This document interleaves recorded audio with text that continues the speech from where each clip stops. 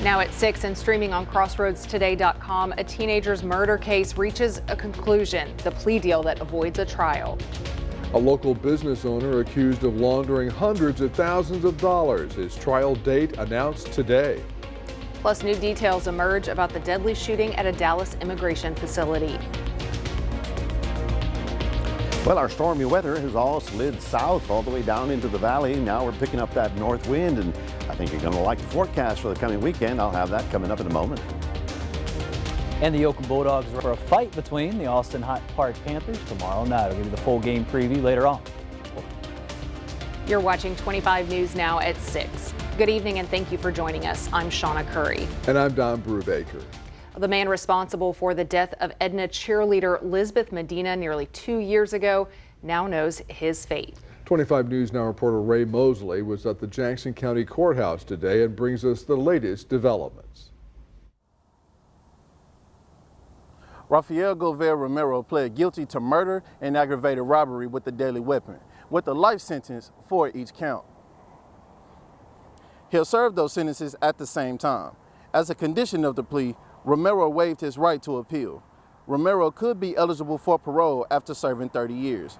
In a separate hearing, he also pled guilty to burglary of a habitation, in which he'll have to serve 20 years.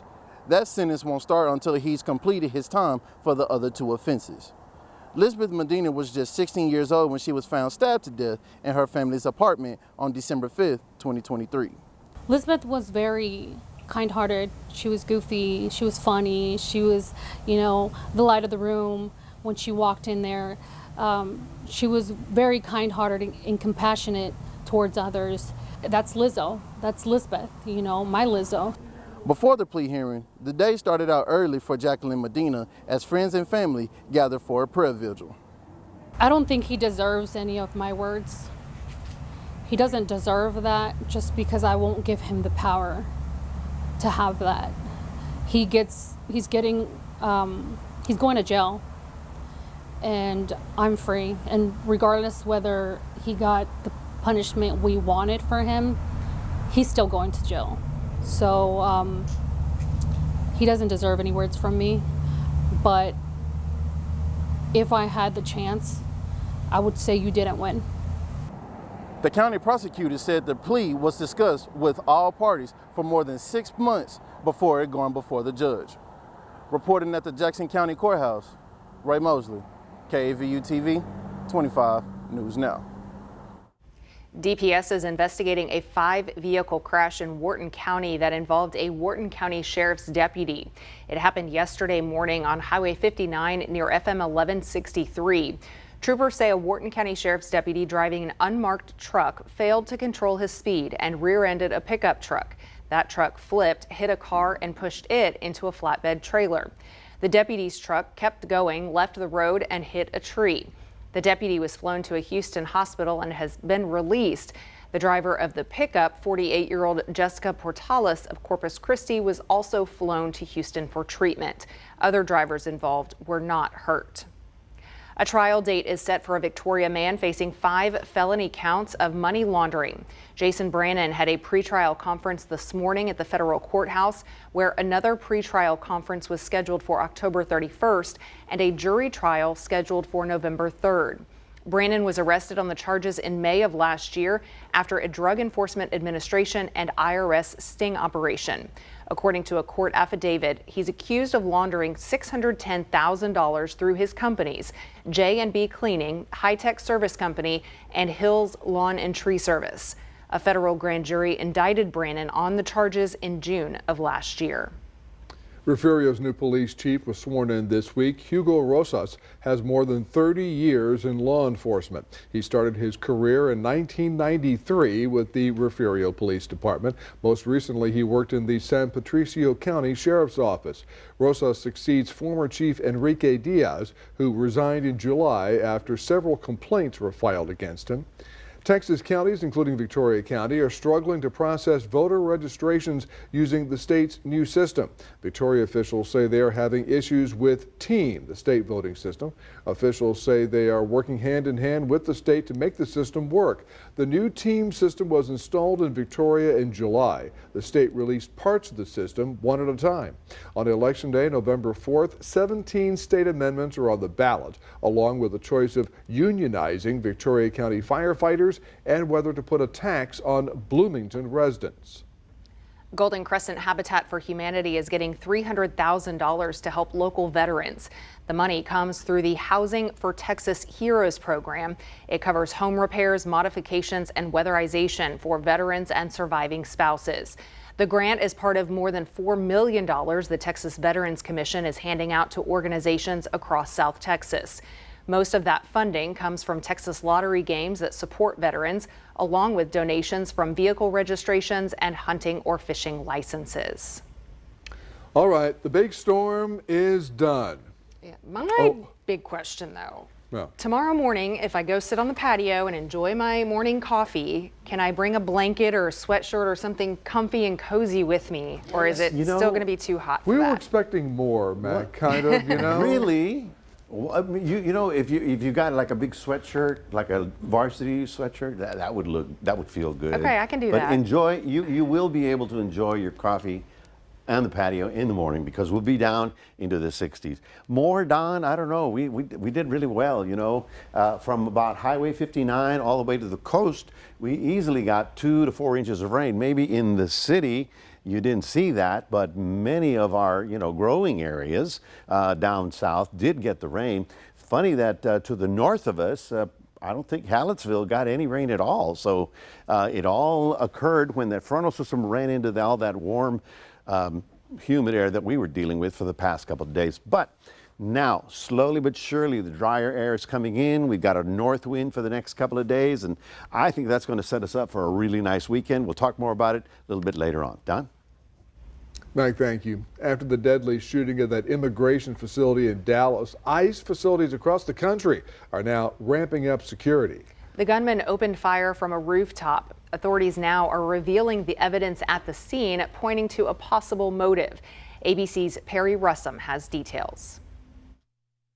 New details about the man authorities say opened fire on this Dallas Immigration and Customs Enforcement office, killing 1 detainee and injuring 2 others before turning the gun on himself.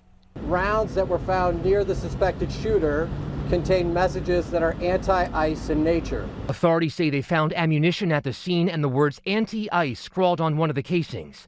Officials say 29-year-old Joshua John specifically targeted the office.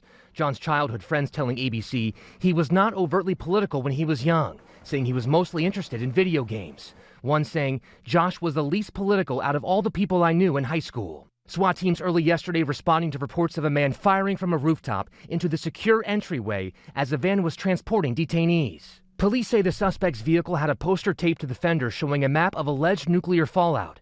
It appears to be from a book that advocates against the use of nuclear weapons. The connection to the attack is not clear. Assaults on officers have risen dramatically since January. 1,000% more than we ever had. And it's just getting worse. And these keep getting elevated and elevated. A man was arrested at the same facility last month after threatening to detonate a bomb. And in July, armed assailants in tactical gear attacked another ICE facility in Texas, wounding an officer. ICE says agents are wearing face coverings to protect themselves from being targeted. California last week passing a bill that will ban agents from wearing masks to conceal their identity. But federal officials say they will not comply with that law. The state of California does not have the power to regulate us, and I've directed our agencies to disregard this silly bill. Mexican officials say one of the detainees shot yesterday was a Mexican national who is in critical condition. Perry Russum, ABC News, New York. Christian activist David Barton will advise Texas State Board of Education during social studies overhaul. To read this full Texas Tribune article, come to crossroadstoday.com. President Trump signed an executive order to advance a deal allowing U.S. investors to control about 80% of TikTok's U.S. operations. President Trump said he spoke with Chinese President Xi Jinping and the agreement still needs regulatory approval. Last year, Congress passed a bill banning the app over national security concerns, and Trump delayed implementation several times. He also extended the pause for 120 days while the deal is finalized. So this is interesting because I had a very good talk with President Xi. A lot of respect for him. Hopefully he has a lot of respect for me too. And we talked about TikTok and other things, but we talked about TikTok and he gave us the go-ahead. You know, it's run by American investors and American companies, great ones, great investors, the biggest. You don't get bigger, I don't imagine. The deal paves the way for the first in-person meeting between Trump and Xi since Trump returned to office, expected next month at the APEC summit in South Korea. Here's a viewer poll tonight. What do you use TikTok for most? Most of our voters, overwhelmingly, 72% saying watching entertainment videos. Also in double digits, at second place, 20%, following hobbies or educational content. We want to hear from you. Thank you for voting, and visit crossroadstoday.com/vote to take part, and we'll have the latest results at 10. Remember to subscribe to our YouTube channel, Crossroads Today. Hit the like button and click the notification bell.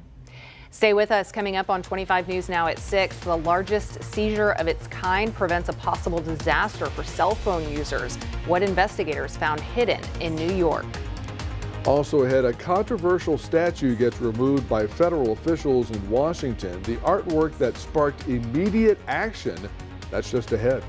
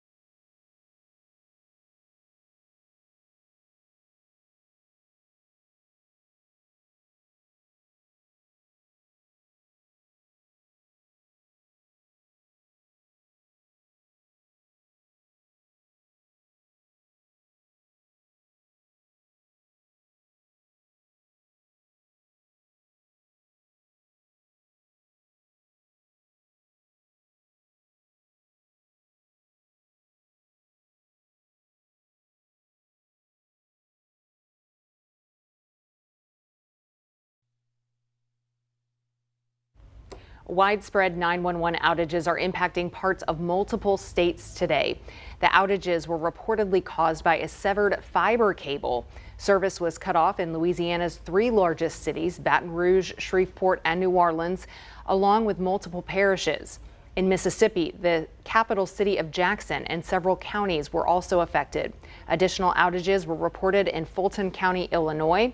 Residents in all three states were urged to call alternate numbers until service was restored. It's unclear when the problem will be resolved. State, local, and federal law enforcement say they have recently uncovered a network that could have crippled New York's cellular systems. Officials found more than 100,000 SIM cards and 300 SIM servers, enough to cause chaos for communication in the tri-state area. Lee Waldman is live in New York City with what could have happened if this disruption to the telecom system was not stopped.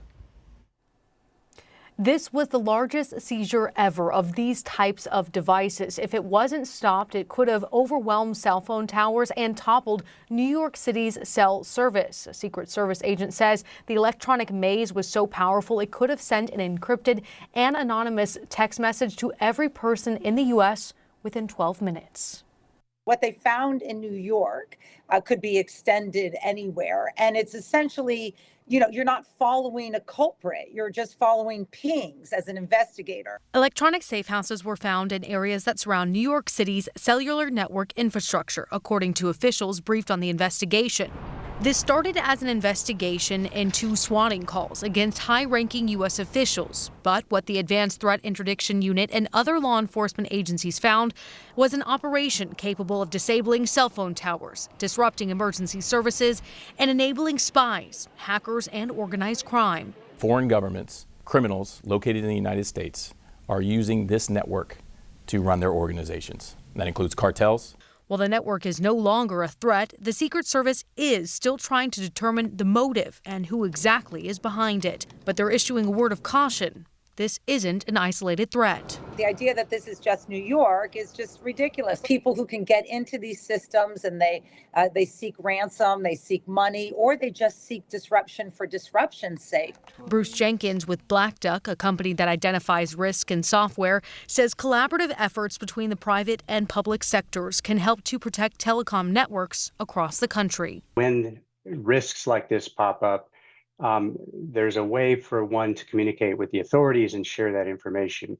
Right now, the Secret Service unit is working to identify similar networks to the one discovered in New York City across the country. The Secret Service director said, quote, the potential for disruption to our country's telecommunications posed by this network of devices cannot be overstated. In New York, I'm Lee Waldman. A statue of President Trump and convicted sex offender Jeffrey Epstein holding hands was removed by the National Park Service. The secret handshake group put it up for Friendship Month, but NPS said it was too large and took it to a government warehouse. Organizers say they received no notice, calling it an attack on free speech. The Department of the Interior said the removal was due to permit noncompliance. Now to the scandal being dubbed Escalator Gate. President Trump demanding answers. Here's ABC's Perry Russum. The escalator may have stopped, but the controversy is only escalating. On Tuesday, President Trump walking up to this escalator at the United Nations, but just as he and the First Lady stepped on, the escalator came to a halt. The president and his entourage forced to walk up. The UN insists there was no foul play, saying a videographer from the president's delegation who was ahead of him likely triggered a safety shutoff by stepping back on the escalator after reaching the top. Trump later joking about it during his speech. All I got from the United Nations was an escalator that on the way up stopped right in the middle. But yesterday, Trump far more serious, posting, "It's amazing that Melania and I didn't fall forward onto the sharp edges of these steel steps face first. It was only that we were each holding the handrail tightly, or it would have been a disaster. This was absolutely sabotage," as noted by a day's earlier post in the London Times. That said, UN workers joked about turning off an escalator. The people that did it should be arrested. Trump referencing a report from a British newspaper claiming UN staffers joked about turning off the escalators and elevators, and then telling Trump they had run out of money, an apparent reference to Trump slashing UN funding. These are the two things I got from the United Nations, a bad escalator and a bad teleprompter. In his post yesterday, Trump saying all security tapes at the escalator should be saved, especially the emergency stop button. The Secret Service is involved. The president also cited issues with the teleprompter and audio during his speech, claiming they amounted to sabotage. Perry Russum, ABC News, New York. Good afternoon, everyone. We're looking at 88 degrees right about there. A little bit of cloud cover overhead, but the north wind is in, and that is important because that's what's going to bring us some much nicer, drier, and cooler air. We did manage to get up to 93, but all the stormy weather has moved south. We'll be talking about that coming up in just a moment.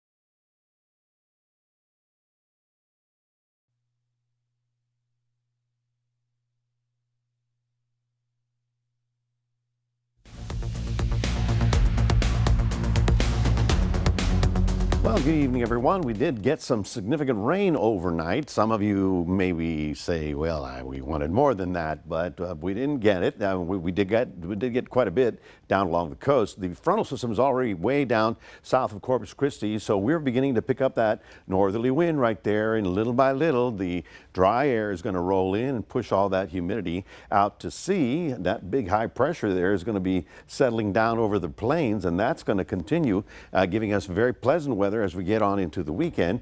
Here is the last 12 hours. You'll notice that there's the stormy weather about 4 in the morning, and then it started pulling off and then finally out to sea. That was great. Look at this. This is where the rain fell. Here's Highway 59. There's Victoria. Between 59 and the coast, we looked at solid 2 to 4 inches of rain all the way up to Wharton, down through Refugio, and all the way down into San Patricio County. Thing is, north of 59, not so much, you know. As a matter of fact, it looks like Hallettsville didn't get any rain. Seguin did not get any rain. So the areas north of I-10 were not, well, they didn't have enough moisture to really trigger all the showers. But that was a pretty substantial storm that came through the area. Now, this is a very interesting picture. This is the Atlantic. There's Europe and there's Africa. And here is Gabrielle, which has decided to go across the Atlantic and decided to go home. So it's going back across the Atlantic, back and probably hitting Portugal. This is very weird. This never happens. In 30 years, I've never seen that go all the way around and actually strike something. So, and the reason for that is because it stayed a little bit low on the latitudes, so it's getting enough warm water up there. Now, here's what's going to be really complicated. Here's Umberto. It's going to get really close. But Imelda right here, which will still not a tropical storm, but will be tomorrow, will be rolling up and striking the Carolinas and affect all of the East Coast. Now, this will be a tropical storm, maybe a minimal hurricane. Nonetheless, it's not going to be pleasant weather, and hopefully they're ready for it because, you know, you saw what happened in the mountains, in the Appalachians with that storm that rained up in the hills and everything went south.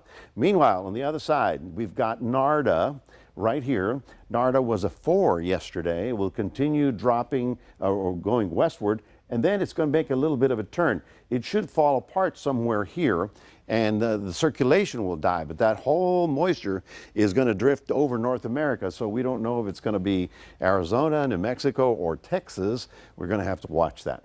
All right, tomorrow morning, I think you're going to like it. It's going to be down into the mid-upper 60s, a lot more comfortable and less humid to get out, you know, take the dog for a walk in the morning or get a cup of coffee.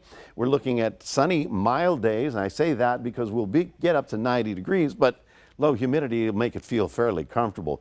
Here's Future Tracker. We go from Thursday on into Friday, no problem. We go into Saturday, no problem. We go into Sunday, no problem. In fact, we've got a pretty good looking streak of about 7 days of fairly pleasant weather. Tomorrow, sunshine in Port Lavaca. Tomorrow, sunshine in Cuero, getting up to about 91. And then just remember that it's low humidity, so it'll be not feeling bad at all through the weekend. Next week, we pick up, well, we don't. We just pick up a 10% of nothing, but you can see how our temperatures at least are coming down 3 degrees. That's your 7-day forecast, reminding everybody we do have a QR code. We'd love for you to scan that. Put Crossroads Today on your phone. Shauna, over to you. All right, well, now we send it over to Max Williams for sports, and we always look forward to Thursdays for this reason. That's right, Shauna, because that means we're talking about Athlete of the Week. And who's going to be here for tonight? I'll tell you that in just a couple of minutes. In sports.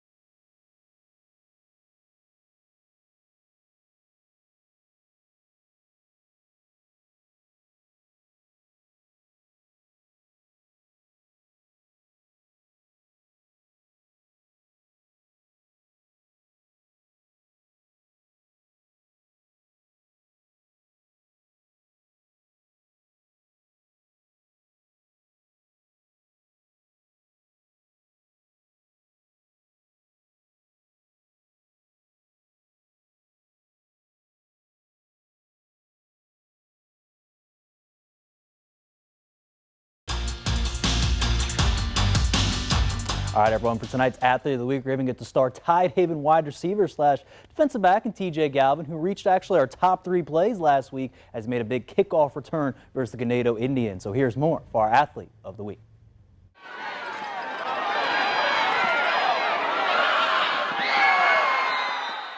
We head out to El Maiden, Texas for this week's Athlete of the Week with wide receiver defensive back TJ Galvin. Galvin had 3 touchdown grabs in their big victory over Ganado Indians last week. With Galvin playing on both sides of the ball, he credits his conditioning over the summer for him, and to play on both sides of the ball, he highlights their offensive depth. Just the conditioning we do, even though sometimes I'm still out there, I'm gassed, but for offense, we have backups, we have depth. Playing on both sides of the ball wasn't always the case for Galvin. Tidehaven head coach David Lucio mentions he just played him a defensive back his sophomore year, but knew he was special. Sophomore year, though, when he first started, we only let him play DB only because he was just a sophomore, and I just wanted him to focus on that. And we had some pretty good receivers, but he could have probably actually started for us at receiver 2 back then. With playing on both sides of the ball now, Galvin now plays with senior quarterback Cale Russell, and he credits their long-term bond that they've had with each other. Oh, well, we've known each other since probably 2nd, 3rd grade. We've been playing together for that long, so that connection just builds over time. With both of them being on the same page, the Tigers look to open district play 1-0 at Wallace Brazos tomorrow night. He highlights how this team needs to stay locked in week by week. I mean, I would say we go into every game like it's a district championship, because in our district, anybody can beat anybody.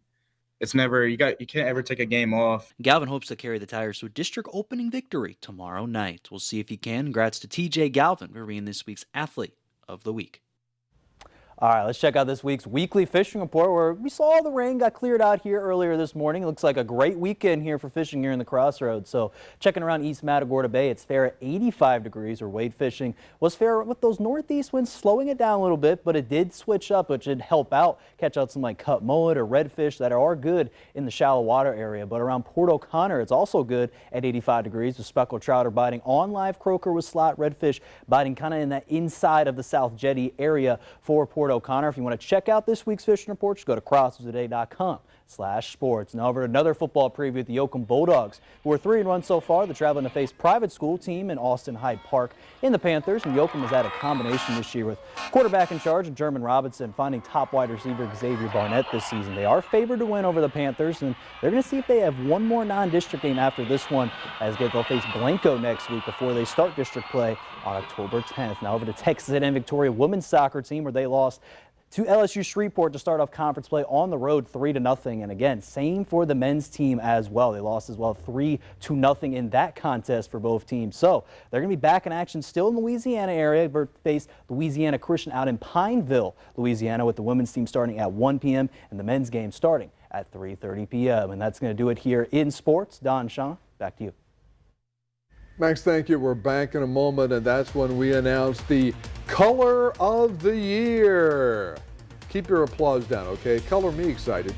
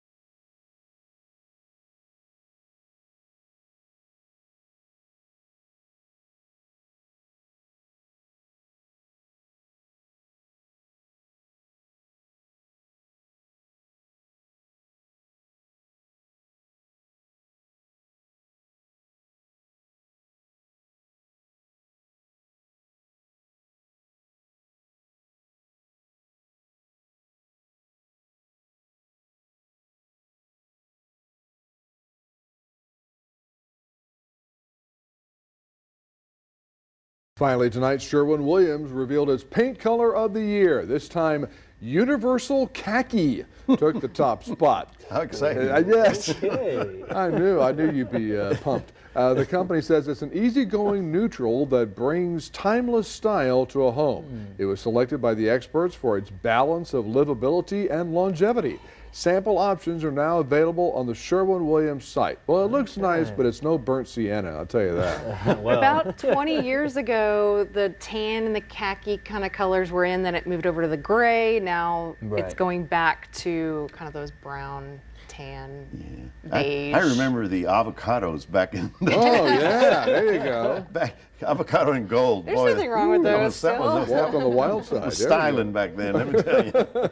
Folks, we got a couple of really nice days coming up. North wind is turned. It's coming in slowly but surely, but we're looking for cooler weather at night. Sunny, mild days in the around 88 to 90 degrees, so I think you're going to like the weekend. Got a little break in the temperatures. Thank you, Yes. Mac. I appreciate it. All right, thanks for joining us. We'll see you back here tonight for 25 News Now at 10.